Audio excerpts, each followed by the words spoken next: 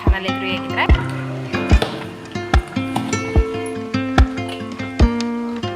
Hi ಬಂಗಾರಿ, ಏನು ಮಾಡ್ತಾ ಇದೀಯಾ?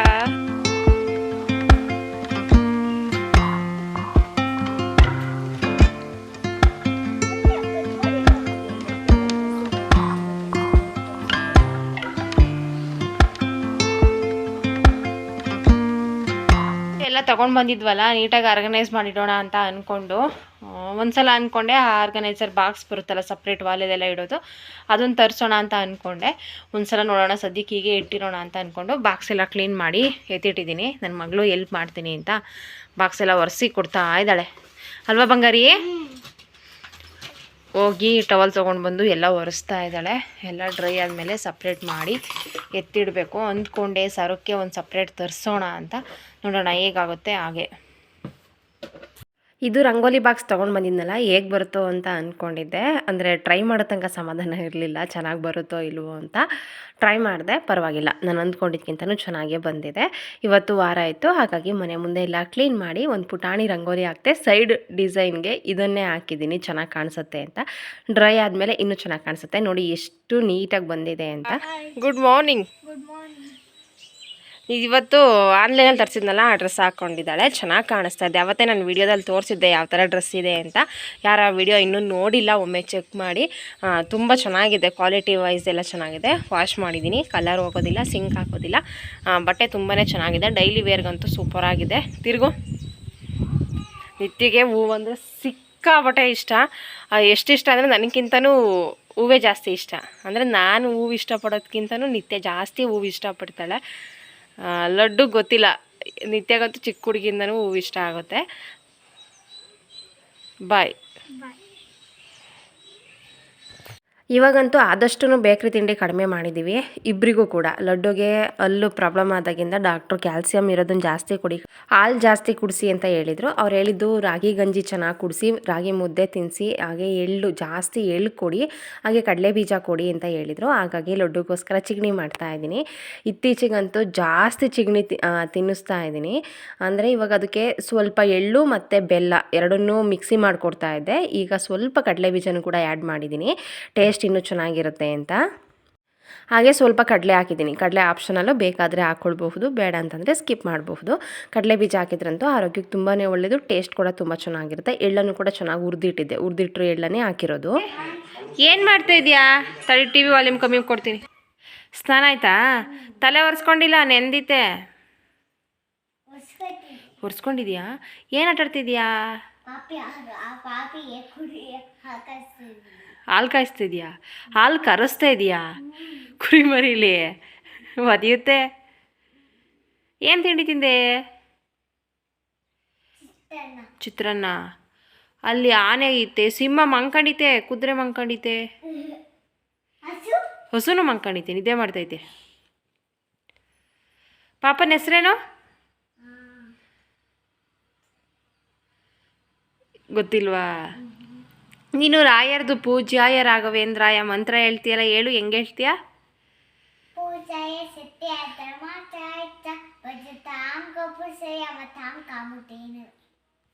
ಜಾಳೆ, ಆದರೆ ರಾಘವೇಂದ್ರಾಯನೇ ಬಿಟ್ಟೆ ನೀನು. ಇನ್ನೊಂದ್ಸಲ ಹೇಳು, ಪೂಜ್ಯಾಯ ರಾಘವೇಂದ್ರಾಯ. ಹಾಂ ಹಾಂ ಹಾಂ ಹಾಂ, ಗುಡ್ ಗರ್ಲ್. ಇದು 2 ದಿನದ ವ್ಲಾಗ್ ಆಗಿರುತ್ತೆ. ನಮ್ಮ ಮನೆಯಲ್ಲಿ ಸೃಷ್ಟಿ ಯಾವ ಥರ ಮಾಡ್ತೀವಿ ಅಂತ ಅದ್ರದ್ದು ಕೂಡ ಆಗಿರುತ್ತೆ, ಮತ್ತು ಹಿಂದಿನ ದಿನ ಏನೆಲ್ಲ ಮಾಡಿದ್ದೆ 2 ದಿನದ ವ್ಲಾಗ್ ಆಗಿರುತ್ತೆ. ಹಿಟ್ಟೆಲ್ಲ ಖಾಲಿಯಾಗಿತ್ತು, ಅಂದರೆ ರಾಗಿ ಹಿಟ್ಟು, ಅಕ್ಕಿ ಹಿಟ್ಟು, ಗೋಧಿ ಹಿಟ್ಟು ಎಲ್ಲದನ್ನು ತೊಳೆದು ಒಣಗಾಕಿದ್ದೆ. ಡ್ರೈ ಆದಮೇಲೆ ಮಿಷಿನಿಗೆ ಕೊಟ್ಟು ಹಿಟ್ಟು ಮಾಡಿಸ್ತೀನಿ. ನಾವು ಯಾವುದೇ ಹಿಟ್ಟನ್ನು ರೆಡಿ ತರಿಸೋದಿಲ್ಲ, ನನ್ನ ಹಸ್ಬೆಂಡ್ಗೆ ಅದು ಇಷ್ಟ ಆಗೋದಿಲ್ಲ. ಹಾಗಾಗಿ ಎಲ್ಲ ಹಿಟ್ಟನ್ನು ಕೂಡ ಮನೆಯಲ್ಲೇ ರೆಡಿ ಮಾಡ್ಕೊಳ್ತೀವಿ. ಅವ್ರು ಗೋಧಿ ಹಿಟ್ಟು ಸಮೇತ ಅಂಗಡಿಲಿ ತೊಗೊಂಡು ಬಂದರೆ ಅವ್ರಿಗೆ ಇಷ್ಟ ಆಗೋದಿಲ್ಲ. ಹಾಗೆ ನಾಳೆ ಸೃಷ್ಟಿ ಇರೋದ್ರಿಂದ ತಗರಿಕಾಯಿ, ಅವರೆಕಾಯಿ ಎಲ್ಲ ತೊಗೊಂಡು ಬಂದಿದ್ರು. ಎಲ್ಲ ಸುಲಿದು ರೆಡಿ ಮಾಡ್ಕೊಳ್ತಾ ಇದ್ದೀನಿ. ಬೆಳಗ್ಗೆ ಸುಲಿದು ಮಾಡೋ ಅಷ್ಟರಲ್ಲಿ ಸಂಜೆ ಆಗಿಬಿಡುತ್ತೆ. ಹಾಗಾಗಿ ಸಂಜೆನೇ ಎಷ್ಟು ಕೆಲಸ ಆಗುತ್ತೆ ಅಷ್ಟನ್ನು ಮುಗಿಸ್ಕೊಂಡಿದ್ದೆ, ಕಾಳು ಸುಲಿಯೋದು ಎಲ್ಲದು. ಹಾಗೆ ತುಪ್ಪದ ಬತ್ತಿ ಖಾಲಿ ಆಗಿತ್ತು, ಅದನ್ನು ಕೂಡ ರೆಡಿ ಮಾಡಿ ಇಟ್ಟಿದ್ದೆ. ಒಂದು ದಿನ ಹಾಗೇ ಬಿಟ್ಟಿದ್ದೆ. ಚೆನ್ನಾಗಿ ಅದೆಲ್ಲ ತುಪ್ಪ ಅಥವಾ ಎಣ್ಣೆ ನಾವೇನು ಹಾಕ್ತೀವಿ ಅದೆಲ್ಲ ಹೀರ್ಕೊಂಡ್ರೆ ಜಾಸ್ತಿ ಹೊತ್ತು ಉರಿಯುತ್ತೆ, ತುಂಬ ದಿನದವರೆಗೂ ಚೆನ್ನಾಗಿರುತ್ತೆ ಅಂತ ಒಂದು ದಿನ ಹಾಗೇ ಬಿಟ್ಟಿದ್ದೆ. ಇವಾಗ ಬಾಕ್ಸಿಗೆ ಹಾಕಿ ಎತ್ತಿಟ್ಕೊಳ್ತಾ ಇದ್ದೀನಿ. ಇದು ನನಗೆ 1 ತಿಂಗಳವರೆಗೂ ಆಗುತ್ತೆ. ಹಾಯ್ ಎಲ್ರಿಗೂ ನಮಸ್ಕಾರ, ವೆಲ್ಕಮ್ ಟು ಮೈ ಚಾನಲ್. ಎಲ್ಲರೂ ಹೇಗಿದ್ರೆ ಎಲ್ಲರಿಗೂ ಹೊಸ ವ್ಲಾಗ್ಗೆ ವೆಲ್ಕಮ್ ಮಾಡ್ತಾ ಇವತ್ತಿನ ಈ ಪುಟಾಣಿ ವ್ಲಾಗನ್ನು ಸ್ಟಾರ್ಟ್ ಮಾಡ್ತಾ ಇದ್ದೀನಿ. ವ್ಲಾಗ್ ನಿಮಗೆ ಇಷ್ಟ ಆದರೆ ಲೈಕ್ ಮಾಡಿ, ಶೇರ್ ಮಾಡಿ. ಪ್ಲೀಸ್ ನಮ್ಮ ಚಾನಲ್ಗೆ ಯಾರು ಸಬ್ಸ್ಕ್ರೈಬ್ ಆಗಿಲ್ಲ ಸಬ್ಸ್ಕ್ರೈಬ್ ಮಾಡ್ಕೊಂಡು ಸಪೋರ್ಟ್ ಮಾಡಿ ಅಂತ ಕೇಳ್ಕೊಳ್ತಾ ಇದ್ದೀನಿ. ಇವತ್ತು ಸುಬ್ರಹ್ಮಣ್ಯ ಸ್ವಾಮಿ ಅವ್ರದ್ದು ಸೃಷ್ಟಿ, ಇದನ್ನು ಸುಬ್ರಾಯರ ಸೃಷ್ಟಿ ಅಂತ ಕರೀತಾರೆ. ನಮ್ಮ ಮನೆಯಲ್ಲಿ ಸುಬ್ರಾಯರ ಸೃಷ್ಟಿ ಆಚರಣೆ ಮಾಡ್ತಾ ಇದ್ದೀವಿ. ನಮ್ಮ ಕಡೆ ಯಾವ ರೀತಿಯಾಗಿ ಮಾಡ್ತಾರೆ ಅಂತ ತೋರಿಸ್ತೀನಿ. ನಾನು ಇಲ್ಲಿ ತರಕಾರಿ ಎಲ್ಲ ಕಟ್ ಮಾಡಿ ನೀರಿಗೆ ಹಾಕಿ ತಿಳ್ಕೊಂಡಿದ್ದೀನಿ. ತರಕಾರಿ ನೋಡಿದರೆ ಶಾಕ್ ಆಗ್ಬೋದು, ಇದೇನು ಇಷ್ಟೊಂದು ಇದೆಯಲ್ಲ ಅಂತ 2 ಪಾತ್ರೆಯಲ್ಲಿ ಇಟ್ಕೊಂಡಿದ್ದೀನಿ. ಅಂದರೆ ಎಲ್ಲ ಥರದ ತರಕಾರಿ, ತೊಗರಿಕಾಳು, ಅವರೆಕಾಳು, ಹಿತ್ಲವರೆಕಾಯಿ, ಮುಳುಗಾಯಿ, ಗೆಡ್ಡೆಕೋಸು, ಕ್ಯಾರೆಟು, ಬೀಟ್ರೋಟು, ಬೀನ್ಸು, ಹಾಗೆ ಹಳ್ಸಿನ ಬಡ್ಕು ಅಂದರೆ ಹಳ್ಸಿನಕಾಯಿ ಅದನ್ನು ತೊಗೊಂಡಿದ್ದೀನಿ. 2 ಥರದ ಮುಳುಗಾಯಿ ತೊಗೊಂಡಿದ್ದೀನಿ. ಹಾಲು ಸವರೆಕಾಯಿ, ಹಾಗೆ ಸಾರಿನ ಸೌತೆಕಾಯಿ, ಬೆಂಡೆಕಾಯಿ, ಕುಂಬಳಕಾಯಿ, ಹೇಳ್ತಾ ಹೋದರೆ ಇನ್ನೂ ಎಷ್ಟೊಂದು ಸ್ಕಿಪ್ ಮಾಡಿದ್ದೀನಿ ಅಂತ ಅನಿಸುತ್ತೆ ಹೇಳೋದನ್ನು. ಎಲ್ಲ ಥರದ ತರಕಾರಿ ಅಂದರೆ ನಾಳೆ ಸೃಷ್ಟಿ ಅಂದಾಗ ಗುಡ್ಡೆ ಮಾಡಿ ಇಟ್ಕೊಂಡಿರ್ತಾರೆ, ಎಲ್ಲ ತರಕಾರಿಗೂ ಇಷ್ಟು ಅಂತ ಎಲ್ಲದನ್ನು ಒಂದು 2 ಪೀಸು. ಹಾಗೆ ನನ್ನ ಮನೇಲಿರುವಂತಹ ತರಕಾರಿನೂ ಕೂಡ ಎಲ್ಲದನ್ನು ಕಟ್ ಮಾಡಿ ಹಾಕಿದ್ದೀನಿ. ಇವಾಗ ಹಸಿರು ಮೆಣಸಿನ್ಕಾಯಿ ಬೇಯಿಸ್ತಾ ಇದ್ದೀನಿ ಖಾರ ರುಬ್ಬೋದಕ್ಕೆ ಅಂತ. ಕಾಯೆಲ್ಲ ತುರಿದು ರೆಡಿ ಮಾಡ್ಕೊಂಡಿದ್ದೀನಿ. ಕಿಚುಡಿಗೆ, ಸಾಂಬಾರಿಗೆ ಮತ್ತು ಕಾಯಿ ರಸಕ್ಕೆ, ಸಿಹಿ ಕಾಯಿ ರಸ ಮಾಡ್ತೀನಿ. ಹಾಗೆ ಕಡಲೆಬೇಳೆ ನೆನೆ ಹಾಕಿಟ್ಟಿದ್ದೀನಿ ಕೋಸಂಬರಿ ಮಾಡೋದಕ್ಕೆ ಅಂತ. ಕೆಲವು ಕಡೆ ಮೊಸರನ್ನ ಮಾಡ್ತಾರೆ, ನಾವೇನು ಮೊಸರನ್ನ ಏನು ಮಾಡೋದಿಲ್ಲ. ಹಸಿರು ಮೆಣಸಿನ್ಕಾಯಿ ರುಬ್ಬೋದಕ್ಕೆ ಬೇಯಿಸಿ ಹಾಕ್ತಾಯಿದ್ದೀನಿ, ಹಸಿದು ಹಾಕಿದರೆ ಚೆನ್ನಾಗಿರೋದಿಲ್ಲ. ಹಾಗೆ ಬೇಯಿಸಿ ಇಟ್ಟಿರುವಂತಹ ತರಕಾರಿ 1-2 ಸೌಟು ಧನಿಯಾ ಪುಡಿ ಹಾಕ್ಕೊಳ್ಳೋದು, ಹಸಿ ಕಾಯಿ ತುರಿ ಹಾಕ್ಕೊಳ್ಳೋದು, ಸ್ವಲ್ಪ ಕಡಲೆ ಹಾಕ್ಕೊಂಡಿದ್ದೀನಿ. ಕಡಲೆ ಆಪ್ಷನಲ್ಲು, ಬೇಕಾದರೆ ಹಾಕ್ಕೊಳ್ಬಹುದು. ಹಾಗೆ ಹಸಿ ಈರುಳ್ಳಿ ಸ್ವಲ್ಪ ಹಾಕ್ಕೊಂಡು ಅದನ್ನು ಸಣ್ಣದಾಗಿ ರುಬ್ಕೊಳ್ತೀನಿ. 2 ಸಲ ಕುಕ್ಕರಲ್ಲಿ ಕೂಗಿಸ್ಕೊಂಡಿದ್ದೀನಿ, ಹಾಗಾಗಿ 1 ಸಲ ಕೂಗಿಸಿಟ್ಟಿರೋದನ್ನು ಇದಕ್ಕೆ ಹಾಕಿದ್ದೀನಿ. ಲಾಸ್ಟಿಗೆ ಒಗ್ಗರಣೆ ಕೊಟ್ಕೊಳ್ತಾ ಇದ್ದೀನಿ. ಈರುಳ್ಳಿ, ಬೆಳ್ಳುಳ್ಳಿ, ಸಾಸಿವೆ, ಜೀರಿಗೆ, ಕರಿಬೇವು ಆಗಿರ್ಬೋದು ಒಗ್ಗರಣೆ ಮಾಡಿಕೊಂಡು ಅದಕ್ಕೆ ಹಾಕ್ಕೊಂಡು ಚೆನ್ನಾಗಿ ಮಿಕ್ಸ್ ಮಾಡ್ಕೊಳ್ಳೋದು. ಟೇಸ್ಟ್ ಮಾತ್ರ ತುಂಬಾ ಚೆನ್ನಾಗಿರುತ್ತೆ. ನಾನು ಇದನ್ನು ಜಾಸ್ತಿನೇ ಮಾಡ್ತೀನಿ. ನನ್ನ ಹಸ್ಬೆಂಡ್ಗೆ ಈ ಸಾಂಬಾರು ಅಂದರೆ ತುಂಬಾ ಇಷ್ಟ, ನನಗೂ ಕೂಡ ಇಷ್ಟ. ಮತ್ತು ಈ ಥರ ಸಾಂಬಾರು ಊಟ ಮಾಡಬೇಕು ಅಂದರೆ ಮುಂದಿನ ವರ್ಷವೇ ಬರಬೇಕು. ಹಾಗಾಗಿ 1-2-3 ದಿನಕ್ಕಾಗುವಷ್ಟು, 3 ದಿನಕ್ಕೆ ಅಷ್ಟೇ ಆಗುತ್ತೆ. 3 ದಿನಕ್ಕಾಗೋವರೆಗೂ ಮಾಡ್ಕೊಂಡಿರ್ತೀನಿ. ಅದಕ್ಕೇ ರೊಟ್ಟಿ, ಚಪಾತಿ ಎಲ್ಲ ಮಾಡ್ಬೋದು, ತುಂಬ ಚೆನ್ನಾಗಿರುತ್ತೆ. ಆ ಕಡೆ ಕಿಚುಡಿಗೆ ಒಗ್ಗರಣೆ ಮಾಡ್ಕೊಳ್ತಾ ಇದ್ದೀನಿ. ಹಾಗೆ ಹುಣಸೆಕಾಯಿನ ಬೇಯಿಸಿಟ್ಕೊಂಡಿದ್ದೆ, ಸ್ವಲ್ಪ ಟೊಮೊಟೊನೂ ಕೂಡ ಹಾಕಿದ್ದೀನಿ. ಹುಣಸೆಕಾಯಿ ರಸ ಹಾಕೋದ್ರಿಂದ ಟೇಸ್ಟು ಡಿಫ್ರೆಂಟಾಗಿ ಬರುತ್ತೆ, ಟೇಸ್ಟ್ ತುಂಬ ಚೆನ್ನಾಗಿರುತ್ತೆ. ಅದನ್ನು ತೊಳೆದು ಚೆನ್ನಾಗಿ ಬೇಯಿಸಿ ಹಾಕ್ಕೊಂಡಿದ್ದೀನಿ. ಈ ಕಡೆ ಕಿಚುಡಿ ಮಾಡ್ತಾಯಿದ್ದೀನಿ. ನಮ್ಮ ಕಡೆ ಯಾವ ರೀತಿಯಾಗಿ ಕಿಚುಡಿ ಮಾಡ್ತಾರೆ ಅಂತ ರೆಸಿಪಿ ಆಲ್ರೆಡಿ ಶೇರ್ ಮಾಡಿದ್ದೀನಿ, ಹಾಗಾಗಿ ಮತ್ತೇನು ಡೀಟೇಲಾಗಿ ಹೇಳ್ತಾ ಇಲ್ಲ ಯಾವ ರೀತಿಯಾಗಿ ಮಾಡ್ತೀನಿ ಅಂತ. ಈ ಸಾಂಬಾರಿಗೂ ಕಿಚುಡಿಗಂತೂ ಸೂಪರ್ ಕಾಂಬಿನೇಷನ್ ಅಂತಲೇ ಹೇಳ್ಬೋದು. ಮುದ್ದೆ ಇದ್ರೂ ಅದಕ್ಕೂ ಚೆನ್ನಾಗಿರುತ್ತೆ, ಕಿಚುಡಿ ಸಾಂಬಾರಿಗಂತೂ ತುಂಬ ಚೆನ್ನಾಗಿರುತ್ತೆ. ನಿಮ್ಮ ಕಡೆ ಯಾವ ಥರ ಅಡುಗೆ ಮಾಡ್ತೀರಾ ಕಮೆಂಟ್ರಲ್ಲಿ ತಿಳಿಸಿ. ಈ ಕಡೆ ಸಿಹಿ ಕರಸ ಮಾಡೋದಕ್ಕೆ ಅಂತ ಬೆಲ್ಲನ ಪುಡಿ ಮಾಡ್ಕೊಂಡಿದ್ದೀನಿ. ಹಾಗೆ ಅದಕ್ಕೆ ಸ್ವಲ್ಪ ಕಡಲೆ, ಎಳ್ಳನ್ನು ಹುರಿದ್ಬಿಟ್ಟು ಹಾಕ್ತಾಯಿದ್ದೀನಿ. ಹಾಗೆ ಬೆಲ್ಲ, ಕಾಯಿ ಇಷ್ಟೇ. ಇದನ್ನು ಸ್ವಲ್ಪ ನೀರು ಹಾಕಿ ರುಬ್ಕೊಂಡ್ರೆ ಸಿಹಿ ಕಾಯಿ ರಸ ರೆಡಿ ಆಗುತ್ತೆ. ಕಿಚುಡಿ ಜೊತೆಗಂತೂ ತುಂಬ ಚೆನ್ನಾಗಿರುತ್ತೆ. ಕೆಲವರು ಬರೀ ಕಾಯಿ ಬೆಲ್ಲ ಹಾಕಿ ರುಬ್ತಾರೆ, ಅದಕ್ಕಿಂತ ಎಳ್ಳು ಕಡಲೆ ಎಲ್ಲ ಹಾಕಿ ರುಬ್ಬಿದರೆ ಟೇಸ್ಟ್ ಇನ್ನೂ ಚೆನ್ನಾಗಿರುತ್ತೆ. ಎಳ್ಳು ಹಾಕಿದರೆ ಯಾವ್ದು ಚೆನ್ನಾಗಿರೋದಿಲ್ಲ ಅಲ್ವ, ಎಲ್ಲದು ಕೂಡ ಟೇಸ್ಟು ತುಂಬಾ ಚೆನ್ನಾಗಿ ಬರುತ್ತೆ. ಅಡುಗೆ ಎಲ್ಲ ರೆಡಿ ಮಾಡಿಕೊಂಡೆ, ಕಿಚುಡಿನೂ ಕೂಡ ಕೂಗೋದಕ್ಕೆ ಇಟ್ಟಿದ್ದೆ. ಅಷ್ಟರಲ್ಲಿ ಇವಾಗ ಪೂಜೆಗೆಲ್ಲ ರೆಡಿ ಮಾಡ್ಕೊಳ್ತಾ ಇದ್ದೀನಿ. ಪೂಜೆ ಮಾಡಿಕೊಂಡು ನಂತರ ದೇವಸ್ಥಾನಕ್ಕೆ ಹೋಗಿ ಬರೋದು. ಕೆಲವ್ರ ಕಡೆ ಕಳಸ ಪೂಜೆ ಮಾಡ್ತಾರೆ, ಕಳಸಕ್ಕೆ ಆವಿನ ಥರ ವಿಭೂತಿಯಲ್ಲಿ ಬರೆದು ಅದಕ್ಕೆ ಎಲ್ಲ ಪೂಜೆ ಮಾಡ್ತಾರೆ. ಆ ಥರ ನಾವಿಲ್ಲಿ ಮಾಡೋದಿಲ್ಲ. ಗಂಗಮ್ಮನ್ನೆಲ್ಲ ಪೂಜೆ ಮಾಡ್ತಾರಲ್ಲ, ಅಂದರೆ ಒಂದು ಬಾಳೆದೆಲೆ ಇಟ್ಟು ಅದ್ರ ಮೇಲೆ ಒಂದು ಮಣ್ಣಿನ ಉಂಡೆ ಇಟ್ಟು ಅದ್ರ ಮೇಲೆ 3 ಕಲ್ಲನ್ನು ತೊಳೆದಿಡೋದು. ಹಾಗೆ ಅಮ್ಮನಚ್ಚು ಅಂತ ಬರುತ್ತಲ್ಲ, ಅದ್ರ ದರ್ಶನ ಕುಂಕುಮ ಬಳೆ ಎಲ್ಲ ಇಡೋದು. ಇದನ್ನು ಎಲ್ಲ ಹೂವಲ್ಲೂ ಅಷ್ಟು ಪೂಜೆ ಮಾಡೋದಿಲ್ಲ. ಅವರೇ ಹೂವು ಮತ್ತು ಅವ್ರಿಗೆ ಹೂವು ಎರಡರಲ್ಲೇ ಜಾಸ್ತಿ ಪೂಜೆ ಮಾಡೋದು. ಅದನ್ನು ಕೂಡ ತಂದು ಕೊಟ್ಟಿದ್ರು ಪೂಜೆಗೆ ಅಂತ. ಇನ್ನು ಬೇರೆ ದೇವ್ರ ಫೋಟೋಕ್ಕೆಲ್ಲ ಎಲ್ಲ ಹೂವನ್ನು ಕೂಡ ಮುಡಿಸಿದ್ದೀನಿ. ಸುಬ್ರಾಯರಿಗೆ ಮಾತ್ರ, ಅಂದರೆ ಇವಾಗ ನಾನು ಪೂಜೆ ಮಾಡ್ತಾ ಇದ್ದೀನಲ್ಲ ಅದಕ್ಕೆ ಅವರೇ ಹೂವು ಮತ್ತು ಅವ್ರಿಗೆ ಹೂವು ಅಷ್ಟನ್ನು ಮಾತ್ರ ಬಳಸಿದ್ದೀನಿ. ವಿಭೂತಿ ಹಚ್ಚಿ ಅರಿಶಿನ ಕುಂಕುಮ ಎಲ್ಲ ಇಟ್ಟು ಹೂವು ಮುಡಿಸಿ ಪೂಜೆಗೆಲ್ಲ ರೆಡಿ ಮಾಡಿಕೊಂಡು ನಂತರ ಫೋಟೋ ಪೂಜೆ ಮಾಡೋದಕ್ಕೆ ರೆಡಿ ಮಾಡ್ಕೊಳ್ತೀನಿ. ಫೋಟೋ ಎಲ್ಲ ಒರೆಸಿ ಗಂಧ ಎಲ್ಲ ಇಟ್ಕೊಂಡು ಪೂಜೆಗೆಲ್ಲ ರೆಡಿ ಮಾಡಿಕೊಂಡೆ. ಇವಾಗ ಸ್ವಲ್ಪ ಚಳಿ ಇರೋದ್ರಿಂದ ಹೂವು ಸ್ವಲ್ಪ ಕಡಿಮೆ ಆಗಿದೆ. ಎಲ್ಲದೂ ಕೂಡ ರೆಡಿ ಆಯಿತು. ಇವಾಗ ಫಸ್ಟು ಪೂಜೆ ಮಾಡಿ ಮನೆಯಲ್ಲಿ ನೈವೇದ್ಯಕ್ಕೆಲ್ಲ ಇಟ್ಟಾದಮೇಲೆ ನಂತರ ದೇವಸ್ಥಾನಕ್ಕೆ ಹೋಗಿ ಅಲ್ಲೂ ಕೂಡ ಪೂಜೆ ಎಲ್ಲ ಮಾಡಿಸ್ಕೊಂಡು ಬಂದು ಊಟ ಮಾಡೋದು. ತಿಂಡಿ ಏನೂ ಮಾಡ್ತಾ ಇಲ್ಲ, ತಿಂಡಿ ಎಲ್ಲ ಮಾಡೋದಕ್ಕೆ ಹೋದರೆ ಸಂಜೆ ಆಗಿಬಿಡುತ್ತೆ ಅಂತ ಅಂದ್ಕೊಂಡು ಬೆಳಗ್ಗೆ ತಿಂಡಿ ಏನು ಮಾಡಿದೆ ಹಾಗೆ ಮಾಡ್ತಾಯಿದ್ದೀನಿ. ಆದಷ್ಟು ಕ್ಲೀನಿಂಗ್ ಕೆಲಸ ಎಲ್ಲ ನೆನ್ನೆ ಮುಗಿಸ್ಕೊಂಡಿದ್ದೆ. ಇವತ್ತು ಬೆಳಗ್ಗೆ ಬರೀ ಕಸ ಗುಡಿಸಿ ನೆಲ ಒರೆಸಿ ಆ ಥರ ಕೆಲಸಗಳನ್ನು ಇಟ್ಕೊಂಡು ಫ್ರೆಶ್ ಅಪ್ ಆಗಿ ಬಂದು ಅಡುಗೆ ಮಾಡಿದೆ. ಈ ಕಡೆ ಪೂಜೆಗೂ ಕೂಡ ಎಲ್ಲ ರೆಡಿ ಮಾಡಿಕೊಂಡೆ. ನನಗೆ ರಾಯರು ಅಂದರೆ ತುಂಬಾ ಇಷ್ಟ. ನನ್ನ ರೆಗ್ಯುಲರ್ ವ್ಯೂವರ್ಸ್ಗೆ ಗೊತ್ತಿರುತ್ತೆ. ಅತಿಯಾಗಿ ನಂಬಿದ್ದೀನಿ, ಅತಿ ಹೆಚ್ಚು ನಂಬಿದ್ದೀನಿ. ನಂಬಿದವ್ರನ್ನ ಎಂದಿಗೂ ಕೂಡ ರಾಯರು ಕೈ ಬಿಡೋದಿಲ್ಲ. ಒಳ್ಳೆಯದನ್ನು ಮಾಡಿಯೇ ಮಾಡ್ತಾರೆ. ಅವ್ರು ಪೂಜೆ ಮಾಡುವಾಗ ಹೂ ಪ್ರಸಾದ ಕೊಡೋದಕ್ಕೆ ಶುರು ಮಾಡಿದರೆ ಆ ಖುಷಿನೇ ಬೇರೆ. ಇಡೀ ದಿನ ಆ ಎನರ್ಜಿ ಇರುತ್ತೆ.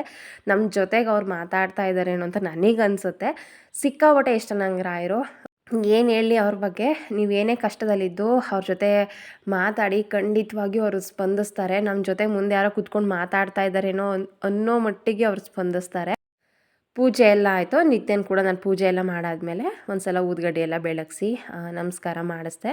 ಅವರಿಗೂ ಅಭ್ಯಾಸ ಆಗಬೇಕು ಅಂತ ಏನು ಪೂಜೆ ಮಾಡಬೇಕು, ಹೆಂಗೆ ಪೂಜೆ ಮಾಡಬೇಕು ಎಲ್ಲದನ್ನು ಕೇಳ್ತಾ ಇರ್ತಾರೆ. ನನಗೆಷ್ಟು ಗೊತ್ತು, ನಾನೆಷ್ಟು ತಿಳ್ಕೊಂಡಿದ್ದೀನಿ ಅಷ್ಟನ್ನು ಹೇಳ್ತೀನಿ. ಈ ರೀತಿಯಾಗಿ ನಾನು ಇವತ್ತಿನ ಪೂಜೆ ಇತ್ತು. ನೈವೇದ್ಯಕ್ಕೆಲ್ಲ ರೆಡಿ ಮಾಡಿಕೊಂಡೆ. ಕಿಚಡಿ, ಕಾಯಿ ರಸ, ಸಾಂಬಾರು ಮತ್ತು ಕೋಸಂಬರಿ, ಬಾಳೆಹಣ್ಣು ಇಷ್ಟನ್ನೇ ಕೂಡ ನಾವು ನೈವೇದ್ಯಕ್ಕೆ ಇಡೋದು. ಕೆಲವರು ಮುದ್ದೆನೂ ಕೂಡ ಮಾಡಿಡ್ತಾರೆ, ಮೊಸರನ್ನ ಇಡ್ತಾರೆ. ನಾವು ಅದೆಲ್ಲ ಮಾಡೋದಿಲ್ಲ, ಇಷ್ಟನ್ನೇ ಮಾಡೋದು. ಯಾವ ಥರ ಮಾಡ್ತಾರೆ ಮುಂಚೆಯಿಂದ ಮಾಡಿರ್ತಾರೆ ಅದೇ ಥರ ನಾನು ಮಾಡ್ತೀನಿ. ಮತ್ತು ನಾನು ಅದರಲ್ಲಿ ಎಕ್ಸ್ಟ್ರಾ ಏನೂ ಮಾಡೋದಕ್ಕೆ ಹೋಗೋದಿಲ್ಲ, ಅದ್ರಲ್ಲಿ ಕಡಿಮೆನೂ ಕೂಡ ಮಾಡೋದಿಲ್ಲ. ಮುಂಚೆಯಿಂದ ಯಾವ ಥರ ಮಾಡ್ತೀನಿ. ಏನು ಮಾಡ್ತಾ ಇದೆಯಾ? ನಿದ್ದೆ ಆಯಿತಾ? ಹಬ್ಬ ಎಲ್ಲ ಮುಗಿಸ್ಕೊಂಡು ಊಟ ಮಾಡಿ ಲಡ್ಡು ಮಲಗಿದ್ಲು. ಇವಾಗ ಎದ್ದಿದ್ದಾಳೆ. ಏನು ಊಟ ಮಾಡಿದೆ? ಕರೆಕ್ಟಾಗಿ ನೋಡಿ ಇಲ್ಲಿ, ಅದು ಕೈ ಬಿಡು. ಏನು ಊಟ? ಕಿಚುಡಿ, ಆಮೇಲೆ ಕಾಯಿ ರಸ. ಲಡ್ಡು ಸಾಂಬಾರಲ್ಲಿ ಊಟ ಮಾಡಲಿಲ್ಲ, ಕಿಚುಡಿ ಕಾಯಿ ರಸದಲ್ಲಿ ಊಟ ಮಾಡಿದೆ. ಇಷ್ಟ ಆಯಿತಾ? ಅಮ್ಮ ಚೆನ್ನಾಗಿ ಮಾಡಿತ್ತಾ? ಅಮ್ಮ ಮಾಡೋದು ನಿನಗೆ ಏನು ಇಷ್ಟ?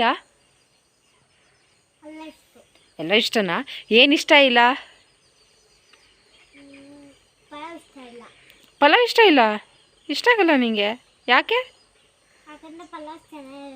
ಚೆನ್ನಾಗಿರಲ್ವಾ? ಬಾಯ್. ವಿಡಿಯೋ ಅಲ್ಲೇ ಏನು ಮಾಡೋಣ ಅಂತ ಅಂದ್ಕೊಂಡು ಬಾಯಿ ಕೂಡ ಹೇಳಿದೆ. ಅದನ್ನು ಲಾಸ್ಟಿಗೆ ಹಾಕ್ತೀನಿ ಆ ವಿಡಿಯೋ ಕ್ಲಿಪ್ಪಿಂಗನ್ನು. ಇದು ಸಂಜೆ ನನ್ನ ಮಗಳು ಎಷ್ಟು ನೀಟಾಗಿ ಕಸ ಹೊಡಿತಾ ಇದ್ಲು ಅಂತಂದರೆ, ನಾನು ಹೇಳ್ತಾ ಇದ್ದೆ ನಿತ್ಯನಿಗೆ ಚಾಪೆ ತೆಗೆದು ಕಸ ಹೊಡಿಬೇಕು ಅಂತ. ಅವಳೇ ನೀಟಾಗಿ ಚಾಪೆ ಎಲ್ಲ ತೆಗೆದು, ನಾನು ವೀಡಿಯೋ ಮಾಡಬೇಕು ಅಂತ ಅನ್ನಿಸ್ಲಿಲ್ಲ. ಯಾಕೆಂತಂದರೆ ಕತ್ಲೆ ಆಗಿತ್ತು, ಅಂದರೆ ನೈಟ್ ಇದು. ಲೈಟ್ ಬೆಳಕಲ್ಲಿ ವೀಡಿಯೋ ಅಷ್ಟು ಚೆನ್ನಾಗಿ ಬರೋದಿಲ್ಲ ಅಂತ ಅಂದ್ಕೊಂಡು ವೀಡಿಯೋ ಮಾಡ್ದಂಗೆ ಸುಮ್ಮನಿದ್ದೆ. ಅವಳು ಕ್ಯೂಟಾಗಿ ಕಸ ಹೊಡಿತಾ ಇರೋದು ನೋಡಿ ಕಸ ಗುಡಿಸೋದು ಅಂತ ಕಮೆಂಟಲ್ಲಿ ಹಾಕಿರ್ತೀರಾ.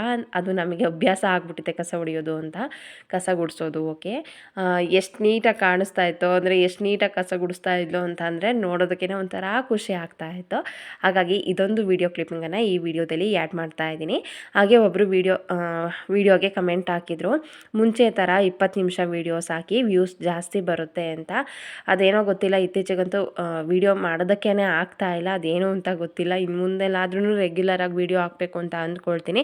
ಫಸ್ಟು ಇದಕ್ಕೆ ಸಾರಿ ಕೇಳ್ಬಿಡ್ತೀನಿ. ತುಂಬ ಲೇಟಾಗಿ ವಿಡಿಯೋ ಅಪ್ಲೋಡ್ ಮಾಡ್ತಾ ಇದ್ದೀನಿ. ವಿಡಿಯೋ ಮಾಡಿ ಇಟ್ಕೊಂಡಿದ್ರು ಕೂಡ ವಿಡಿಯೋ ಹಾಕೋದಕ್ಕಾಗಿರಲಿಲ್ಲ. ಹಾಗಾಗಿ ತುಂಬ ಲೇಟಾಗಿ ಅಪ್ಲೋಡ್ ಮಾಡ್ತಾ ಇದ್ದೀನಿ, ಸಾರಿ. ನೋಡ್ಬೋದು ಅವಳನ್ನ ಮ್ಯಾಟೆಲ್ಲ ತೆಗೆದು ಎಷ್ಟು ನೀಟಾಗಿ ಕಸ ಗುಡಿಸ್ತಾ ಇದ್ದಾಳೆ ಅಂತ. ನಾವು ಹೇಗೆ ಮಾಡ್ತೀವಿ ನಮ್ಮನ್ನು ನೋಡಿ ನಮ್ಮ ಮಕ್ಕಳು ಕಲಿತಾರೆ. ಇವತ್ತಿನ ಈ ಪುಟಾಣಿ ವ್ಲಾಗನ್ನ ಇಲ್ಲೇ ಎಂಡ್ ಮಾಡ್ತೀನಿ. ಈ ವ್ಲಾಗ್ ಇಷ್ಟ ಆದರೆ ಲೈಕ್ ಮಾಡಿ, ಶೇರ್ ಮಾಡಿ. ಪ್ಲೀಸ್ ನಮ್ಮ ಚಾನಲ್ಗೆ ಯಾರು ಸಬ್ಸ್ಕ್ರೈಬ್ ಆಗಿಲ್ಲ ಸಬ್ಸ್ಕ್ರೈಬ್ ಮಾಡ್ಕೊಂಡು ಸಪೋರ್ಟ್ ಮಾಡಿ. Thank you. ಬಾಯ್ ಮಾಡು ಮಗನೇ.